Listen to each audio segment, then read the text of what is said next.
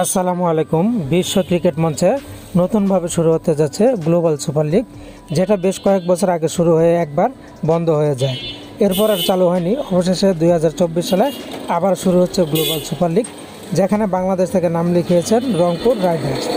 বিদেশি মোট 5টি দেশের 5টি দল প্রতিদ্বন্দ্বিতা করবে এই গ্লোবাল সুপার লিগে, যেখানে রংপুর রাইডার্স বাংলাদেশ থেকে প্রতিনিধিত্ব করবে।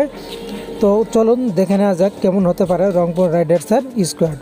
ইতিমধ্যে কিন্তু তারা স্কোয়াড ঘোষণা করে দিয়েছে এবং সেই স্কোয়াড নিয়ে তারা কিন্তু ওয়েস্ট ইন্ডিজে পাড়ি দিয়েছে। তো চলুন এক নজরে দেখে নেওয়া যাক রংপুর রাইডার্সের স্কোয়াড। প্রথমে আছেন অধিনায়ক নুরুল হাসান সোহান। 2 নম্বর পজিশনে রয়েছেন spin bowler Arafat Sunny. 3 number পজিশনে রয়েছেন হারমিত সিং। 4 নম্বর পজিশনটি রয়েছেন fast bowler Kamrul Islam Rabbi. 5 number পজিশনে রয়েছেন fast bowler allrounder Mohammad Saifuddin. 6 number পজিশনে রয়েছেন spin bowler Rishad Hossain. 7 number পজিশনে রয়েছেন বাংলাদেশের সাইফ হাসান। 8 নম্বর পজিশনে রয়েছেন ওয়েন মার্শেল।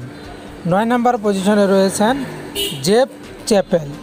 10 নম্বর পজিশনে রয়েছেন স্টিভেন টেলর। 11 নম্বর পজিশনে রয়েছেন খুরদিল শাহ। 12 নম্বর পজিশনে রয়েছেন মেথু হড। 13 নম্বর পজিশনে রয়েছেন শেখ মাহাদি হাসান। এরপরে 14 নম্বর পজিশনে রয়েছেন বাংলাদেশের ব্যাটার আফিফ হোসেন ধ্রুব। এবং সর্বশেষ 15 নম্বর পজিশনে রয়েছেন বাংলাদেশের ওপেনিং ব্যাটার সৌম্য সরকার। তো বন্ধুরা, গ্লোবাল সুপার লিগে কেমন হলো রংপুর রাইডার্সের স্কোয়াড, লিখে জানাতে পারেন আপনাদের কথা।